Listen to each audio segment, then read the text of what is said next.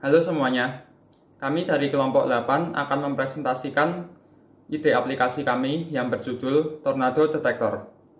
Sebelumnya, perkenalkan, nama saya Anthony Alvin Nathaniel dengan NPM 2207117773. Perkenalkan, nama saya Felix Tanaka dengan NPM 2207111692. Halo, perkenalkan nama saya Rusby Abel dengan NPM 2207111744.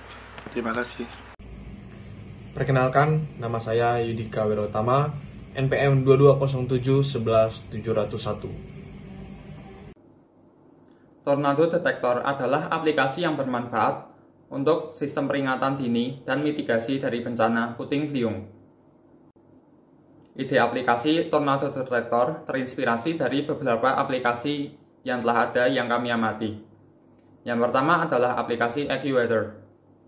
Aplikasi ini adalah aplikasi untuk perakiraan cuaca dengan memanfaatkan teknologi weather forecasting sebagai basis data yang ditampilkan dalam aplikasi tersebut. Namun, kelemahan dari aplikasi ini adalah pemanfaatan weather forecasting yang memerlukan waktu lama, bisa berjam-jam bahkan berhari-hari untuk menampilkan data-data tersebut. Aplikasi yang kedua adalah fitur earthquake detection yang sudah tertanam dalam sistem di Android. Inspirasi yang kami ambil dari aplikasi ini adalah pemanfaatan sensor-sensor yang sudah tertanam dalam smartphone pengguna, sehingga aplikasi bisa mengumpulkan data dengan lebih banyak, dan dengan data yang banyak tersebut, validitas dari suatu data akan lebih terjamin, karena bisa dibandingkan dengan skala yang lebih besar. Aplikasi yang ketiga adalah Peduli Lindungi. Ide yang akan kami ambil dari aplikasi ini adalah pemanfaatan lokasi pengguna untuk mengetahui apakah pengguna tersebut berada dalam ancaman bencana atau tidak. Untuk mendapatkan data-data yang diperlukan agar aplikasi kami dapat berjalan dengan lancar, kami akan memanfaatkan sensor-sensor baik yang telah ada dalam smartphone pengguna maupun yang kami tambahkan demi menjamin kualitas dari data yang akan kami gunakan. Sensor tersebut yang pertama adalah sensor anemometer untuk menghitung kecepatan udara, radar untuk mengetahui letak dari puting beliung, barometer untuk mengetahui tekanan udara di sekitar pengguna, dan GPS untuk mengetahui lokasi pengguna dan melakukan kalkulasi dari lokasi puting beliung.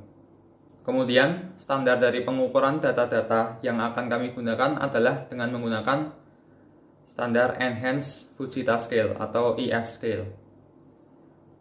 Data standar dari EF Scale ini dibagi berdasarkan kecepatan udara mulai dari 105 km per jam hingga lebih dari 322 km per jam, dan dibagi menjadi 6 kelas mulai dari EF0 hingga EF5. Enhanced Fujita Scale sendiri dibagi berdasarkan kecepatan udara dan estimasi dari dampak yang ditimbulkan oleh suatu puting beliung. Standar dari EF Scale ini telah digunakan secara internasional. Standar pengukuran kedua yang akan kami gunakan adalah pengukuran tekanan udara. Nah, selanjutnya saya akan menjelaskan tentang input aplikasi. Yang mana pertama itu penggunaan anemometer. Penggunaan anemometer ini kami mengambil data itu dari tools, yang mana itu dengan cara memasang alat. Yang kedua itu diletakkan dalam berbentuk grid dengan jarak 50 meter dari sensor itu sendiri.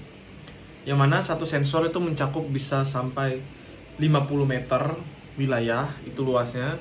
Dan sensor itu juga bisa mengukur kecepatan angin dibandingkan dengan EF scale.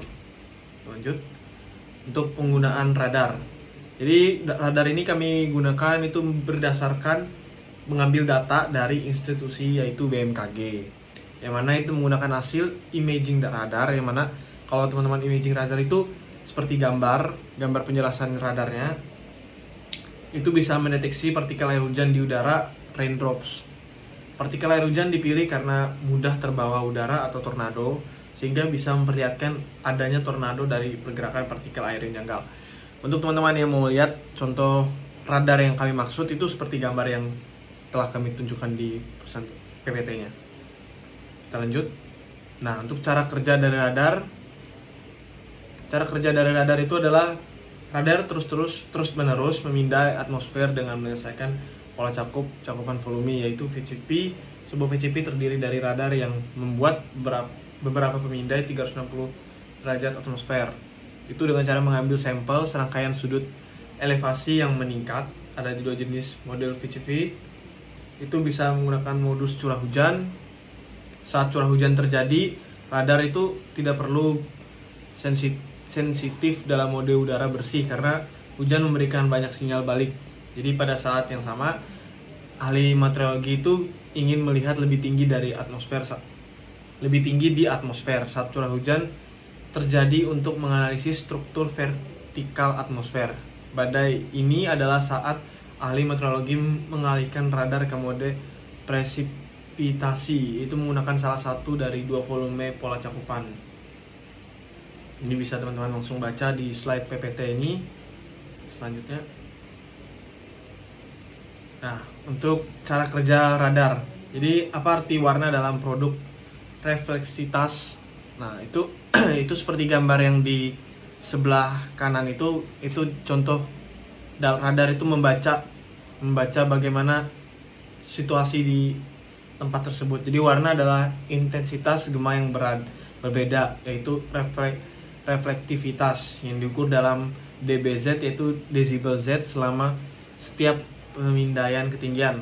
Refleksivitas adalah jumlah daya yang ditransmisikan kembali ke penerima radar. Refleksivitas ditunjukkan dengan huruf Z yang mencakup berbagai macam sinyal dari sangat lemah hingga sangat kuat. Nah, itu kalau teman-teman lihat di gambar itu, kalau warnanya semakin berwarna merah atau gelap, semakin ke atas berarti tingkat bahayanya semakin tinggi. Apabila semakin bawah berarti tingkat safety-nya semakin aman.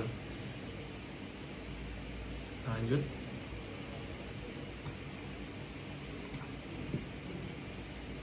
Nah, untuk penggunaan barometer itu kami mengambil data dari tools, yang mana itu dari perangkat setiap pengguna. Jadi perhitungannya dibagi setiap wilayah seluas 50 meter, itu disesuaikan dengan anemometernya.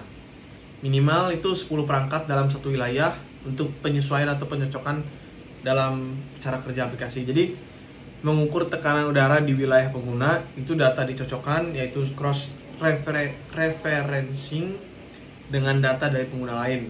Jadi cross referencing ini diperlukan untuk memastikan validnya suatu data dan mencegah false alarm atau kesalahan deteksi. Ya, jadi cara kerjanya tadi itu barometer itu minimal menggunakan 10 perangkat di dalam satu wilayah, yang mana nanti kalau seandainya 10 perangkat itu disatukan atau dipertemukan, itu bisa menentukan valid atau tidaknya data tersebut. Nah, untuk selanjutnya itu penggunaan GPS. Penggunaan GPS itu kami mengambil dari data tools atau perangkat pengguna, yang mana data yang diambil adalah lokasi pengguna saat itu. Data itu juga digunakan untuk menunjukkan lokasi pengguna sehingga dapat dilakukan cross-referencing data dari barometer. GPS juga digunakan untuk memantau apakah pengguna berada dalam lokasi yang terdampak atau dalam jangkauan puting beliung. Nah, ini contoh gambarannya. Gambaran GPS yang kami maksud itu seperti apa? Ini seperti gambar yang di sebelah kanan ini. Bagaimana GPS bisa membaca suatu wilayah, itu apakah wilayah tersebut dalam jangkauan puting beliung ataukah tidak. Lanjut, kita masuk ke input data dari pengguna. Jadi bagaimana sih input data dari penggunanya? Itu untuk membuat akun pengguna itu diperlukan email, nomor HP pengguna, akses terhadap GPS, barometer, dan SMS. Yang SMS ini adalah metode efisien untuk broadcasting pesan pasca bencana karena infrastrukturnya lebih fleksibel. Dan untuk notifikasi puting beliung itu akses memberikan notifikasi. Jadi kita mengizinkan notifikasi masuk dari aplikasi. Untuk tindakan lanjut pasca bencana itu adalah kontak darurat dari orang lain. Untuk output aplikasi, jadi output kepada pengguna itu yang pertama ada notifikasi peringatan puting beliung. Yang kedua tampilan data puting beliung seperti aplikasi actuator, kecepatan angin bisa mendeteksi tekanan udara, letak puting beliung, perkiraan jalur puting beliung, dan lain-lain. Dan yang ketiga itu ada broadcasting lokasi terakhir pengguna kepada kontak darurat melalui SMS apabila terjadi suatu bencana. Nah, output kepada institusi. Yang pertama ada pemberitahuan kepada media massa, TV atau radio, itu berbentuk data yang mana hasil deteksi puting beliung dengan tujuan menyiarkan berita bencana. Yang kedua ada pemberitahuan kepada tim SAR, itu data lokasi terakhir penggunaan yang terkena puting beliung. Jadi ini bagaimana output tersebut menyampaikannya kepada institusi, sedangkan yang tadi itu bagaimana cara output bekerja kepada pengguna, user. Dan yang terakhir pemberitahuan kepada BMKG. Nah, ini berbentuk data hasil kalkulasi sensor anemometer, barometer, radar, dan GPS dengan tujuan kalkulasi bencana atau ukuran puting beliung, dampak, dan lain-lain sesuai standar BMKG. Untuk pemberitahuan kepada tim SAR tadi itu dengan tujuan untuk melakukan penyelamatan. Bentuk aplikasi. Permasalahan. Data yang digunakan untuk pelacakan puting beliung saat ini tidak secara real time dikarenakan berdasarkan weather forecasting. Yang kedua, pemanfaatan sensor yang tersedia di lapangan untuk pelacakan. Yang ketiga, aplikasi tidak memberikan tindakan lanjut pasca kejadian. Yang keempat, perlunya tampilan data lengkap namun dalam bentuk simpel agar mudah dibaca pengguna pada saat kejadian bencana. Yang kelima, perlunya early warning system untuk peringatan bagi pengguna. Yang keenam, perlunya sistem krisis manajemen pasca bencana untuk pengguna. Solusi. Yang pertama, menggunakan sensor untuk pengukuran secara real time. Memberikan sistem krisis manajemen setelah kejadian bencana berupa broadcasting lokasi terakhir pengguna atau korban kepada kontak darurat dan tim SAR. Yang ketiga, menyediakan aplikasi untuk peringatan kepada pengguna dan menampilkan data pelacakan puting beliung, kecepatan angin, tekanan udara, letak puting beliung, perkiraan jalur puting beliung, dan lain-lain. Yang terakhir adalah menyediakan data kepada BMKG untuk meningkatkan kualitas weather forecasting.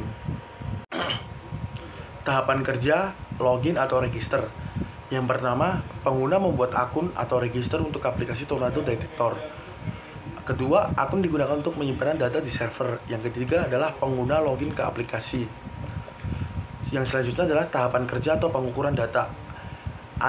Anemometer. Yang pertama, data berupa kecepatan udara. Yang kedua, data dibandingkan dengan skala F-scale untuk menentukan kategori puting beliung. Yang ketiga, lokasi anemometer digunakan untuk menentukan apakah benar ada puting beliung di lokasi tersebut. Selanjutnya adalah radar. Pertama, data berupa gambar atau image puting beliung. Gambar ditampilkan dalam bentuk aplikasi dalam bentuk peta. Yang ketiga, gambar dibandingkan dengan hasil pengukuran sensor lain untuk menentukan apakah benar ada puting beliung di lokasi tersebut. Yang selanjutnya adalah tahapan kerja pengukuran data, barometer. Yang pertama adalah data berupa tekanan udara, data yang dibandingkan dengan hasil pengukuran perangkat lain di lokasi yang sama atau cross-referencing. Yang ketiga adalah aplikasi kalkulasi menunjukkan tingkat kesamaan tinggi, maka dinyatakan data barometer tersebut valid. Selanjutnya adalah GPS. Data berupa lokasi perangkat pengguna. Yang kedua, lokasi digunakan untuk kalkulasi data barometer atau cross-referencing. Yang ketiga adalah lokasi digunakan untuk mengetahui lokasi pengguna sehingga data yang digunakan dan ditampilkan dalam aplikasi sesuai. Oke, yang selanjutnya adalah tahapan kerja atau menu utama. Yang pertama adalah letak puting beliung dalam peta atau radar. Yang kedua, kecepatan angin ditentukan oleh anemometer. Yang ketiga adalah tekanan udara ditentukan oleh barometer. Yang keempat adalah perkiraan jalur puting beliung dalam peta tersebut, kalkulasi dari algoritma. Yang terakhir adalah notifikasi peringatan puting beliung, kalkulasi dari algoritma juga. Oke, selanjutnya adalah tahapan kerja algoritma early warning system. Aplikasinya berjalan secara 24 jam. Dinyatakan terjadi puting beliung apabila kecepatan angin 105 km dalam anemometer. Tekanan udara 900 mbar. Divalidasi apabila data serupa dideteksi oleh minimal 70% perangkat di wilayah yang sama. Perangkat ditentukan dengan GPS. Radar menunjukkan gambar puting beliung. Oke, yang selanjutnya adalah tahapan kerja algoritma early warning system. Cara menentukan lokasi puting beliung. Yang pertama adalah lokasi anemometer yang mendeteksi. Yang kedua, lokasi perangkat pengguna yang mendeteksi. Yang ketiga, lokasi hasil gambar dari radar. Cara menentukan kategori puting beliung, kecepatan udara dibandingkan F-scale. Yang selanjutnya adalah tahapan kerja algoritma krisis manajemen. Berjalan apabila terdeteksi kejadian puting beliung, pengguna berada di lokasi terdampak. Cara kerjanya adalah aplikasi menyimpan data pengguna setiap menit dimulai dari terdeteksinya puting beliung. Yang terakhir, sejarah lokasi penggunaan akan dikirim kepada tim SAR dan kontak darurat melalui SMS. Terima kasih. pertama kita akan buka aplikasinya dulu. Setelah kita buka aplikasinya, kita akan melakukan pelogin. Nah, begini tampilan pas login. Masukin email atau passwordnya. Pas saat login, dia kalau misalnya ketika kita tidak memiliki akunnya, kita sign up dulu atau daftar dulu, masukin email sama nomor telepon dan emergency contact. Setelah itu masukin password dan confirm passwordnya. Setelah masuk password sama confirm passwordnya, kita akan mengizinkan GPS, barometer, SMS dan notifikasinya. Setelah itu kita daftar, dia akan muncul dengan tampilan tornado detector. Beginilah tampilannya ketika misalnya di warna merah. Di situ akan ada anginnya. Biasa kalau di daerah warna merah itu anginnya itu semakin misalnya ada. Kalau di warna kuning itu nggak terlalu berbahaya. Kecepatan anginnya ada 173 km per jam, sama tekanan udaranya ada 950 bar. Kayak gini, beginilah tampilan saat membuka aplikasi tornado detector. Dia akan tulis nanti ongoing tornado, find an underground shelter, hide under a table, cover with blanket. Dan di bawahnya akan tulis stay calm, we are currently bursting your location. Ada nomornya nanti di bawahnya. Kira-kira beginilah tampilannya.